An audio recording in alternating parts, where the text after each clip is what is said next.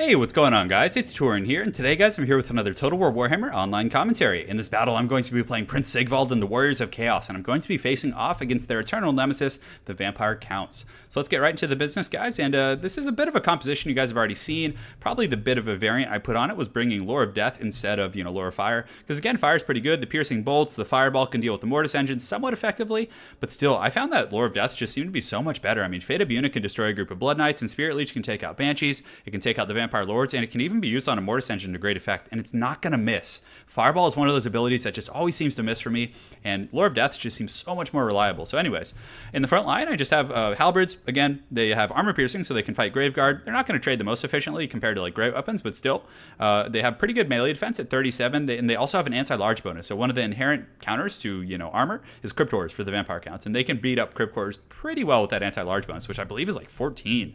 So again, when they're fighting against Cryptors 16, actually, they're going to hit them like trucks.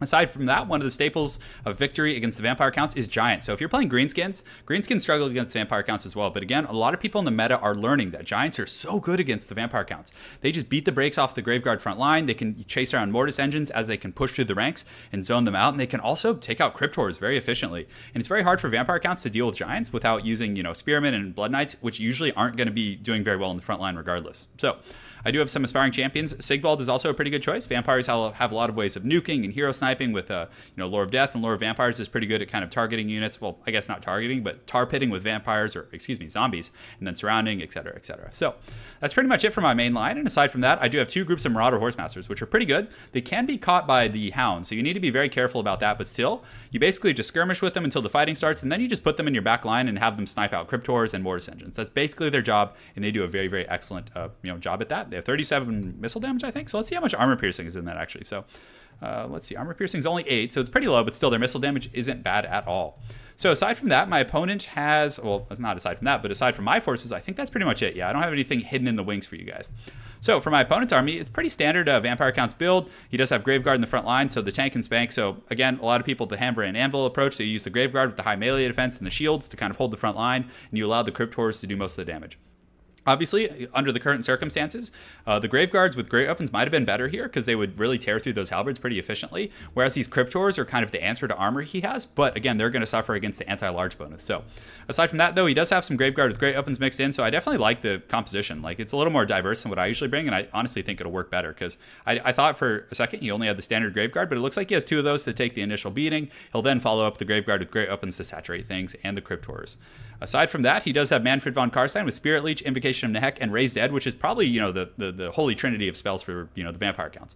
I honestly think after, playing Vampire Counts for the past few weeks and really experimenting with them, that Manfred is probably the best pick. Like, having access to Spirit Leech, the Sword of Unholy Power gives you a ton of regeneration on your Winds of Magic. So you can get so many Spirit Leeches off. It's great for sniping Lords, great for sniping big units. You just have a lot of variability with him. So aside from that, 3 groups of Skeleton Spearmen to protect his flanks against any kind of funny business. And you can see my Marauders are already getting in there and getting a little bit of poke on those Cryptors. And on top of that, he does have some Blood Knights over here and some Direwolves. So I need to be really careful. If the Direwolves are able to catch my Marauders, I'm really going to be in some pretty bad shape here. So aside from that, that's it for both of our armies, I think. So let's get right down to business and have some fun. So my opponent, traditional Vampire Counts fashion, is just going to be marching forward. And I'm trying to get a little bit of skirmishing, but I think I was kind of like toggling their skirmish ability a little inefficiently. So they weren't like firing, but still, they got a few volleys in on the Cryptors and are doing their job for the most part. So, and they can also shoot and move, which is pretty nice. I actually think I had turned it off there for a moment just to conserve ammunition because I knew it was going to be a pretty long battle. And you can see they get a little volley in there, but nothing devastating.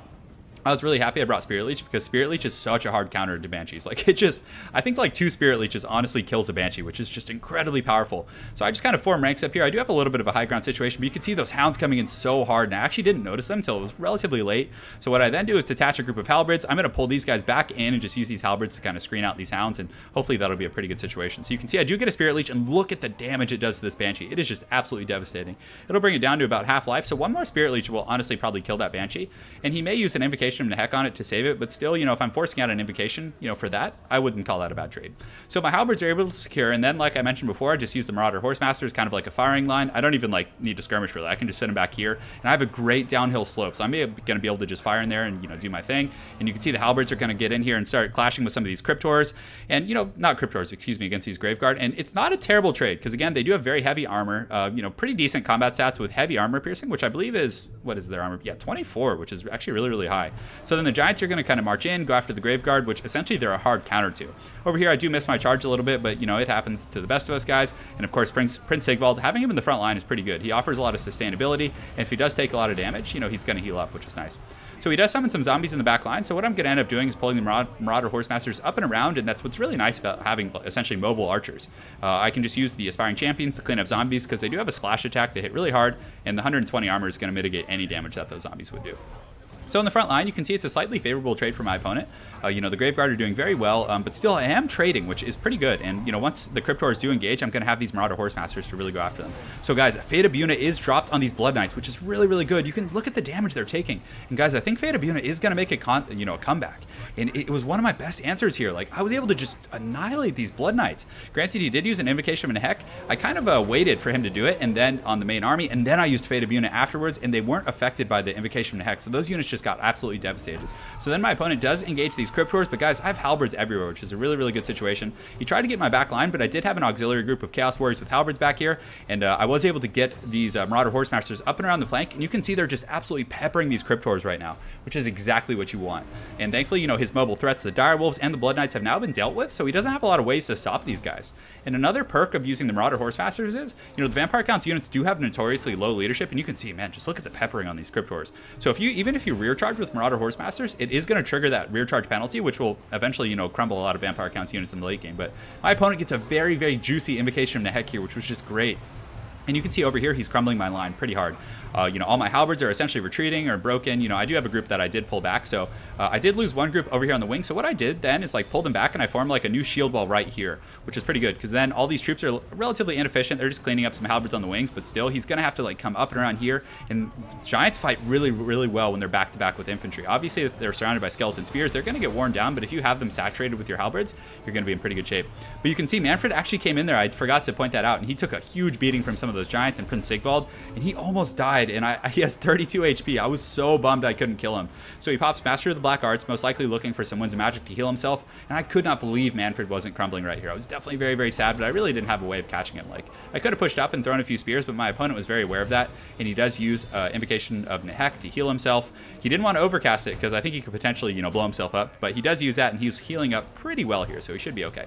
But over here in the main line, you can see Prince Sigvald just getting down and dirty in here with his golden armor. Does he have any blood on it? No, it doesn't look like he does. He's looking pretty clean, so a little bit lore accurate here. But, you know, he's doing his thing, kind of just trudging through these Vampire Counts units as they, you know, are crumbling and taking a beating. And you can see, whoa, what is that? Oh, that was just some club appeared on my screen. So this Giant's very, very healthy. This Giant has taken a little bit more damage, but honestly, he doesn't have much anti-large left. The Blood Knight's one of the best answers. And I would like to see him using some Spirit Leeches on these Giants. Spirit Leech is pretty good for like single target, even against like Giants and things like that. It can help wear them down. And he still does have some Blood Knights. So I thought I'd gotten rid of more of those, but apparently Manfred and the Blood Knights have reformed ranks. They got, you know, they got a pretty good position on my rear, but I do reform some of these halberds here, just make a little bit of a battle line. And I am going to zone them out and make sure they can't get onto these Giants because I don't think anything here can really do much work against the Giants. And this is what's really nice against the Vampire Counts because most factions have, you know, stationary missiles, so zombies can essentially shut you down. But the Marauder Horsemasters just keep scooting and shooting. 23 kills and 26 respectively, but a lot of those against Cryptors, which is great. So again, he's trying to find a home with these Blood Knights. He's circumventing my flank, but I'm just, you know, keeping on his 6 with these halberds.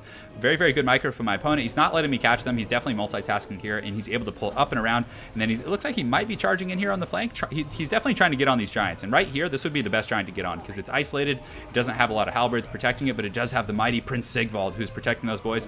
And you can see the Knights are going to charge in here, get a little bit of business going, but really they're charging into anti-large units. And these Giants, though they will take a bit of a, you know, punishment from the anti-large on these guys, they still will, you know, clobber these Blood Knights with their heavy 500 weapon strength armor piercing. So we'll go ahead and see how it goes here. I believe I turned and started targeting them, and you can see, yeah, right there, those 2 Giants just hit them in tandem and took them down about 700 or 800 HP, which is pretty incredible. I still do have some Aspiring Champions in the back line. They have, you know, pretty much all 11 of their models, and they racked up 59 kills, which isn't bad this battle at all.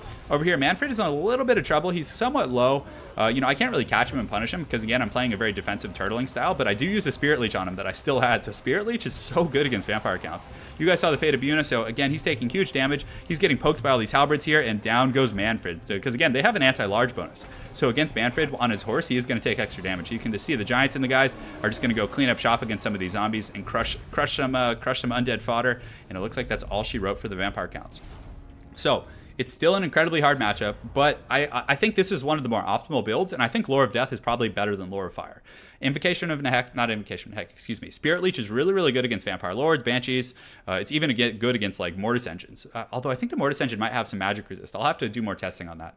But the Fate of Buna is also so good at destroying Blood Knights and Cav and other units like that. So I think it's just a great choice all around. And I mean, you could potentially use it on the Stearnsmen and then focus 2 Giants on them and just take them out like almost immediately. So something to think about, guys. But regardless, very well played to my opponent, Galxo. I look forward to seeing you again on ladder. And I hope you guys enjoyed that Sigvald cast. Have an excellent night and take care.